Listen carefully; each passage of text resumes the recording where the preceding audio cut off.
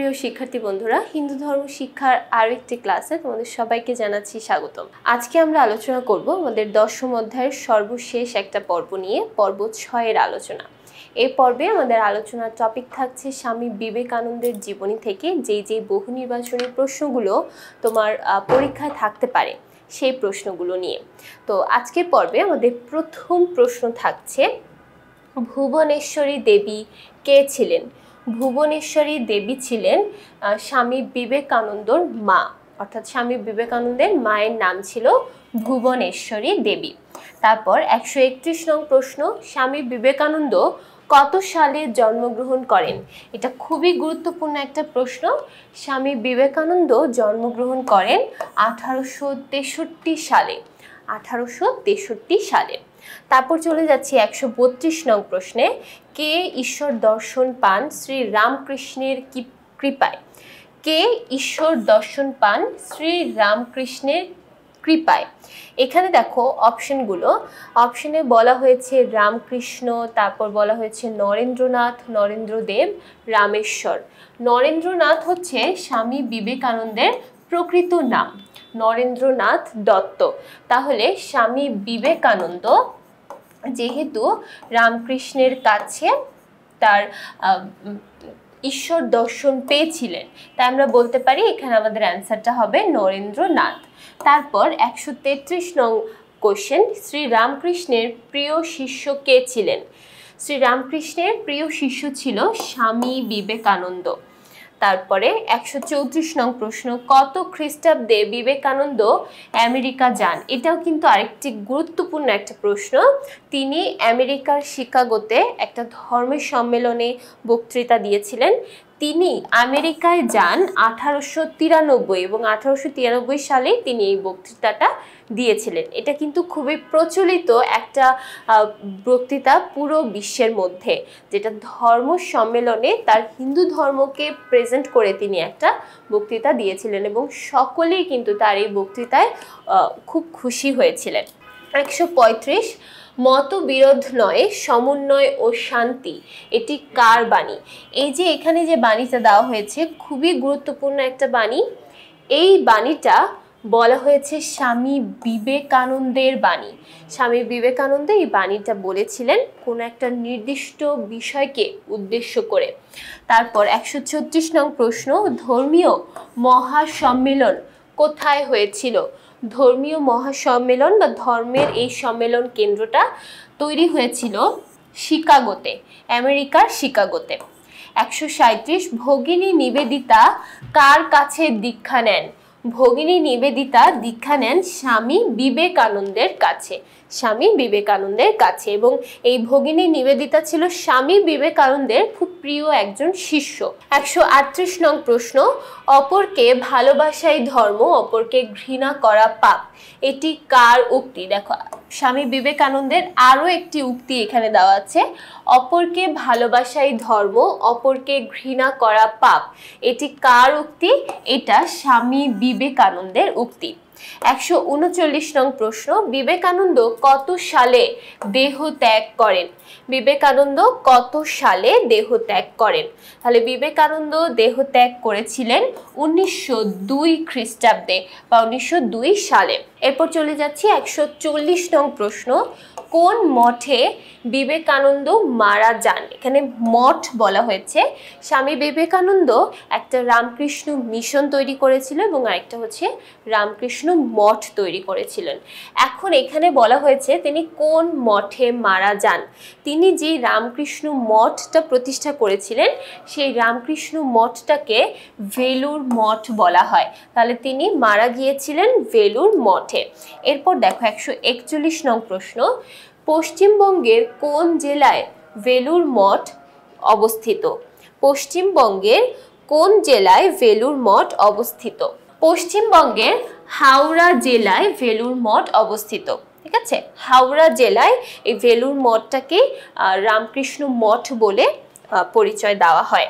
142 নং প্রশ্ন, ওঠো জাগো আর ঘুমিও না, সকল অভাব সকল দুঃখ ঘুচাবার শক্তি তোমার নিজেদের ভেতর রয়েছে, বাণীটি কোন পুরুষের? দেখো এটাও কিন্তু খুবই উল্লেখযোগ্য একটা বাণী। এই বাণীটাও দিয়েছিলেন স্বামী বিবেকানন্দ। 143 নং প্রশ্ন, কত সালে রামকৃষ্ণ মঠ প্রতিষ্ঠিত হয়? খুবই গুরুত্বপূর্ণ একটা প্রশ্ন। কত সালে রামকৃষ্ণ মিশন প্রতিষ্ঠিত হয় অথবা কত সালে রামকৃষ্ণ মঠ প্রতিষ্ঠিত হয়? দুইটাই কিন্তু খুবই গুরুত্বপূর্ণ। তাহলে এখানে বলছে রামকৃষ্ণ মঠ কত সালে প্রতিষ্ঠিত হয়। রামকৃষ্ণ মঠ প্রতিষ্ঠিত হয়েছিল 1898 খ্রিস্টাব্দে। 1898 খ্রিস্টাব্দে। 144 নং প্রশ্ন, স্বামী বিবেকানন্দের পিতার পেশা কি ছিল? স্বামী বিবেকানন্দের পিতা ছিলেন হাইকোর্টের উকিল, মানে সে একজন উকিল ছিলেন। এরপর দেখো 145, বিবাদ নয় সহায়তা, বিনাশ নয় পরস্পরের ভাব গ্রহণ, মতবিরোধ নয় সমন্বয় ও শান্তি। এই বাণীটি কার? আমরা কিন্তু মতবিরোধ নয় সমন্বয় ও শান্তি এই বাণীটি অলরেডি পড়েছি, স্বামী বিবেকানন্দের। তারপর 146, ভারতের জীবনী শক্তির উৎস কি? ভারতের জীবনী শক্তির উৎস কি? স্বামী বিবেকানন্দ মনে করতেন ভারতের জীবনী শক্তির উৎস হচ্ছে ধর্ম, অর্থাৎ ধর্মের মাধ্যমে ভারতের প্রত্যেকটা ব্যক্তিকে, সমাজকে একত্রিত করে রাখা সম্ভব এবং তাদের মধ্যে জীবনী শক্তির উৎস ধারণ করানো সম্ভব। 147 নং প্রশ্ন, স্বামীজির ধর্ম সম্পর্কিত বক্তব্য হলো। স্বামীজির ধর্ম সম্পর্কিত বক্তব্য হলো, তার একটা খুবই প্রচলিত বাণী আছে, সেটা হচ্ছে খালি পেটে ধর্ম হয় না। অর্থাৎ তুমি যদি না খেয়ে থাকো বা তোমার মধ্যে যদি অভাব থাকে, তাহলে তুমি সেই অভাবের তাড়নাতেই ছুটবে, তুমি সেই অভাব থাকা সত্ত্বেও ধর্ম পালন করতে পারবে না, অর্থাৎ তোমার মাথাতেই ধর্ম পালনের কোনো চিন্তা আসবে না। তো এই জন্য তার এই বাণী থেকে আমরা বলতে পারি আগে খাদ্য তারপর ধর্ম। আগে খাদ্য নিশ্চিত করতে হবে, সবার পেট ভরাতে হবে, তারপর তাদেরকে ধর্ম পালন করানো সম্ভব। তো এটাই হচ্ছে তার ধর্ম সম্পর্কিত একটা বক্তব্য বা বাণী। তারপর 148 নং প্রশ্ন, কত সালে রামকৃষ্ণ মিশন স্থাপিত হয়? প্রথমে রামকৃষ্ণ মিশন স্থাপিত হয়, তার 1 বছর পরে রামকৃষ্ণ মঠ স্থাপিত হয়। তাহলে রামকৃষ্ণ মিশন স্থাপিত হয়েছিল 1897 খ্রিস্টাব্দে। 149 নং প্রশ্ন, মৃত্যুর সময় বিবেকানন্দের বয়স কত ছিল? খুবই অল্প বয়সে তিনি মারা যান, তিনি মাত্র 39তম বয়সে মারা যান। 39 বছর তিনি বেঁচে ছিলেন। 150, বিবেকানন্দ কোথায় জন্মগ্রহণ করেন? বিবেকানন্দ জন্মগ্রহণ করেছিলেন কলকাতায়। 151, বিবেকানন্দের পিতার নাম কি? বিবেকানন্দের পিতার নাম বিশ্বনাথ দত্ত। এরপর দেখো 152তে এবার বলছে বিবেকানন্দের মাতার নাম কি? বিবেকানন্দের মাতার নাম ছিল ভুবনেশ্বরী দেবী। ঠিক আছে, পিতার নাম বিশ্বনাথ দত্ত, মাতার নাম হচ্ছে ভুবনেশ্বরী দেবী। 153 নং প্রশ্নে বলছে স্বামী বিবেকানন্দের প্রকৃত নাম কি ছিল? তার প্রকৃত নাম ছিল নরেন্দ্রনাথ দত্ত। তাহলে আমাদের 153 নং প্রশ্নের অ্যান্সারটা হবে নরেন্দ্রনাথ। এখানে যেহেতু শর্ট ফর্মটুকু দেওয়া আছে নরেন্দ্রনাথ, আমরা শুধু এতটুকুই অ্যান্সার করব। এরপর দেখো 154, বিধবা বিবাহ প্রচলনের জন্য বিদ্যাসাগরকে মহাবীর বলে কে আখ্যায়িত করেছিলেন? বিধবা বিবাহ প্রচলন করেছিলেন ঈশ্বরচন্দ্র বিদ্যাসাগর। ঈশ্বরচন্দ্র বিদ্যাসাগরকে মহাবীর বলে আখ্যায়িত করেছিলেন স্বামী বিবেকানন্দ। 155, পশ্চিমবঙ্গের কোন জেলায় বেলুড় মঠ অবস্থিত? আমরা অলরেডি পড়েছি বেলুড় মঠ অবস্থিত হাওড়া জেলায়।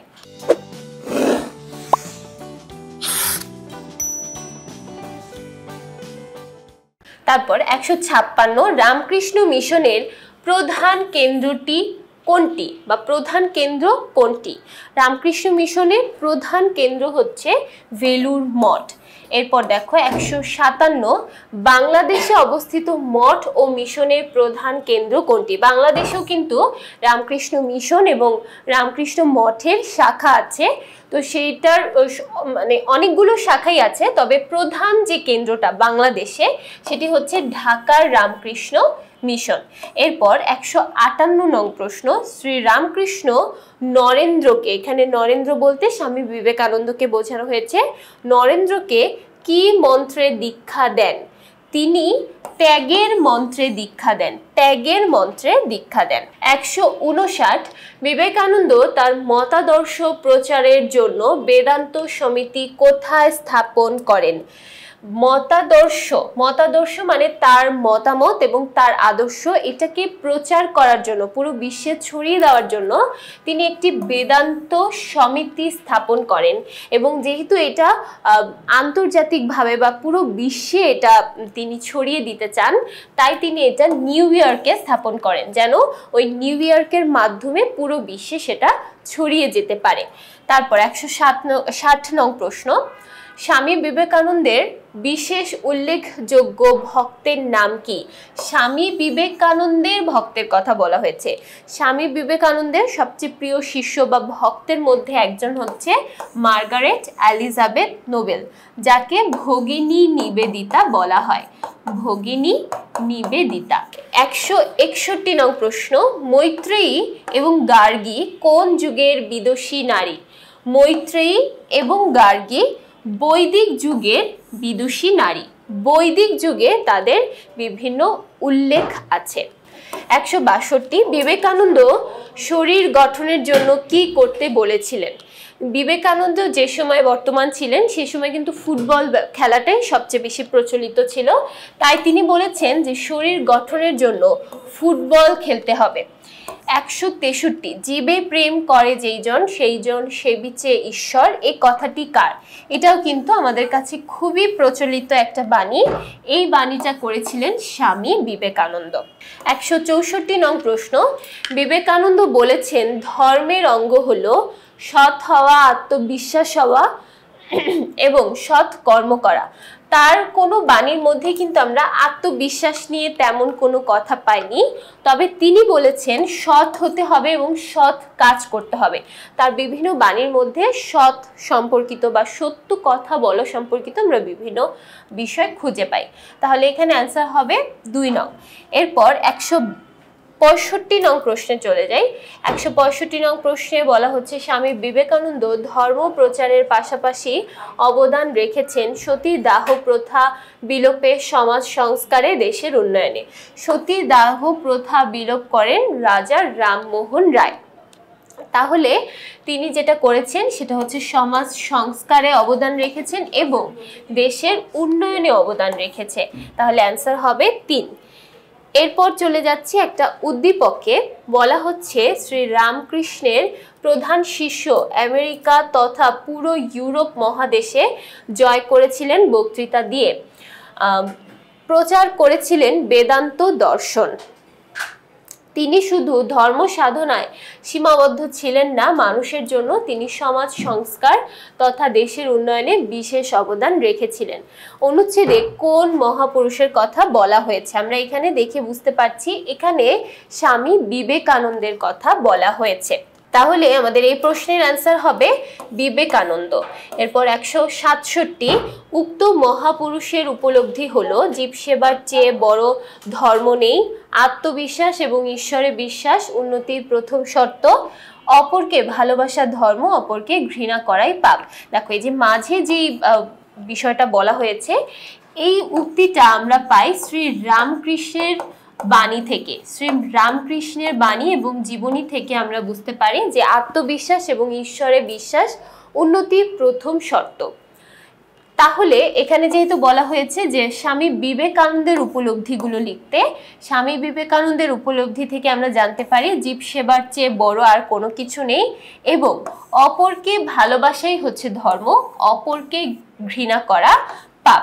তাহলে অ্যান্সার হবে 1 এবং 3। আরও একটা উদ্দীপক আমরা দেখি, এখানে বলা হচ্ছে হেমন্ত বাবু সবসময় সৎ পথে চলেন, তিনি একজন জীব প্রেমীও বটে, তিনি বিশ্বাস করেন জীবে প্রেম করলে ঈশ্বরের সান্নিধ্য লাভ করা যায়। 168 হেমন্ত বাবুর বিশ্বাস কোন মহাপুরুষের সাথে সাদৃশ্যপূর্ণ? তাহলে দেখো এটাও কিন্তু স্বামী বিবেকানন্দের সঙ্গে সাদৃশ্যপূর্ণ। 169 হেমন্ত বাবু কিভাবে ঈশ্বরের সান্নিধ্য লাভ করবেন? ঈশ্বরের সান্নিধ্য কিভাবে লাভ করা যায়? আচ্ছা, আমরা যদি ঈশ্বরের সান্নিধ্য লাভ করতে চাই তাহলে আমাদের জীব সেবা করতে হবে। আচ্ছা, জীব সেবা করে। আচ্ছা, এরপর আমরা আরেকটা উদ্দীপক দেখি। বহুরূপে সম্মুখে তোমার ছাড়ি, কোথা খুঁজিছ ঈশ্বর, জীবে প্রেম করে যেই জন সেই জন সেবিছে ঈশ্বর। 170 নং প্রশ্নে বলা হচ্ছে উক্তিটি কোন মহাপুরুষের? তাহলে এই উক্তিটি স্বামী বিবেকানন্দের। 171 নং প্রশ্ন, উক্তিটির চেতনা ধারণ করার মাধ্যমে জীব সেবা করা যায়, ঈশ্বরকে ভালোবাসা যায় এবং হিন্দু ধর্মের মূল বৈশিষ্ট্য ধারণ করা যায়। তাহলে দেখো এখানে যে উক্তিটি দেওয়া আছে, জীবে প্রেম করে যেই জন সেই জন সেবিছে ঈশ্বর, এর মাধ্যমে আমরা অবশ্যই জীব সেবা করা যায় এই চেতনাটা ধারণ করতে পারি। জীব সেবার মাধ্যমেই আমরা ঈশ্বরকে ভালোবাসতে পারি, বা জীবকে ভালোবাসার মাধ্যমে আমরা ঈশ্বরকে ভালোবাসতে পারি, এবং এটাই হচ্ছে আমাদের হিন্দু ধর্মের মূল বৈশিষ্ট্য যেটা আমরা ধারণ করতে পারি।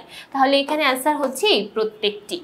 তাহলে এই ছিল আমাদের স্বামী বিবেকানন্দ সম্পর্কিত কিছু বহু নির্বাচনী প্রশ্ন এবং আমাদের 10ম অধ্যায়ের সর্বশেষ কিছু বহু নির্বাচনী প্রশ্ন।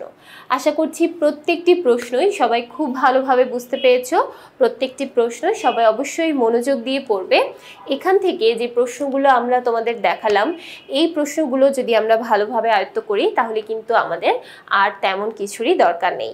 এই প্রত্যেকটি প্রশ্ন ভালোভাবে পড়লেই তুমি যে কোনো পরীক্ষায় অবশ্যই ভালো মার্কস পেতে পারো। তাহলে আশা করছি সবাই খুব ভালো থাকবে, সুস্থ থাকবে। সবাইকে ধন্যবাদ।